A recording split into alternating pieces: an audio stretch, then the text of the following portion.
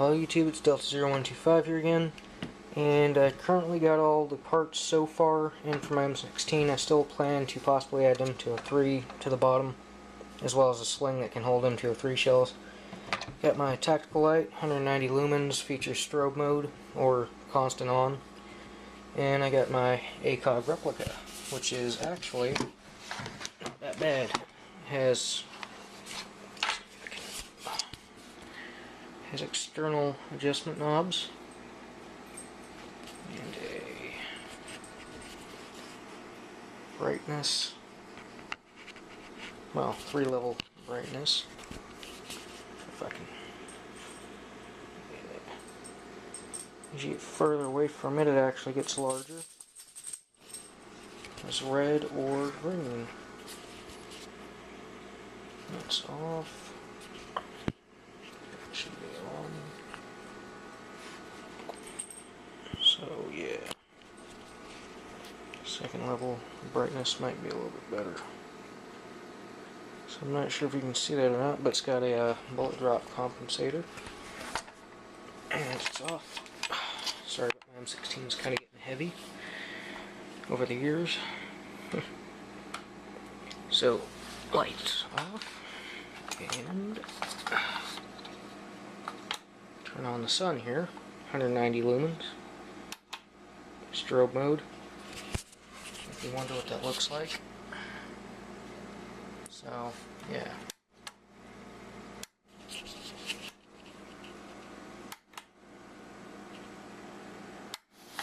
So, just thought I'd show that. So, overall, I do plan to add a M2A3 launcher to the bottom. I'm running on CO2 mags. Currently I do have one propane, but there's no use for that up here in Alaska. Oh, and I plan to get a Real Steel AR cleaning kit for the back, since I could actually use that to clean the airsoft version as well. But I'll be using airsoft silicone lube for the barrel, obviously. But yeah, I plan to eventually replace this tactical light with a M2A3 for this bottom rail. Oh, just another thing too is I had the rail on backwards. Still got my backup iron sights in case my ACOG happens to fail or something. And the amazing thing was this ACOG is only about $64, $65 off of Amazon. Got those little nuts on the side that I can remove and pull off the ACOG if it gets damaged or broke. And then, of course, I've got the light for indoors. Although I wouldn't be using this indoors, really. So, yeah, I thought I'd just share that little update. Oh, I plan to send this to Jarek4 on YouTube, for who used to run RDA. Kind of closed the shop down, at least for a while.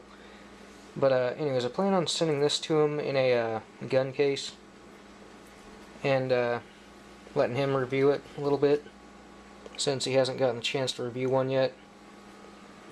So yeah, I thought I'd update it a little bit, kind of just show down the barrel, show what that looks like being aimed at you. So kind of hard to do this one-handed. So, yeah.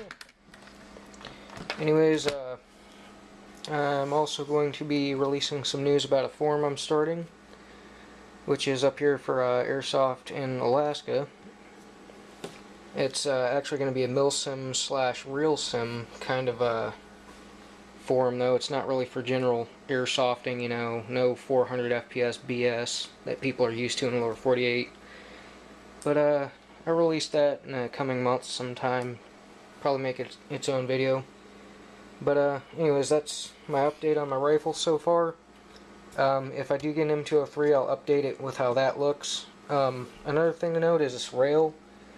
On the inside of the WE handguards, you have to actually pop some tabs out of the heat shield to pull it off, and then install the rail properly, of course. And then when you go to put the heat shield back in, you have to put it in on one side and then use like a screwdriver to pop the things, the little tabs, if you will, into their slots. And then, yeah, it's a real bitch and a half to do it, but after you get used to it, you know, it takes you about maybe a half hour to do it. maybe less if you know what you're doing. Of course, I didn't know what I was doing. It was my first time installing the rail, but it was pretty simple. So I figured out all I had to do was really tighten these nuts down on the rail down here, like really well. And then there are Allen head nuts, or bolts, if you will. And yeah. But anyways, once I get a real steel AR, I might just take these this backup iron sight, and possibly if it doesn't have a front iron sight on my real steel one, I'll put that one on there. But my backup iron sights, my ACOG replica, and my light will be going on my real one if I happen to get one soon. And that's until I get a real ACOG and a better tactical light. So I hope you enjoyed the update. So I'll see you all next video. Thanks for watching.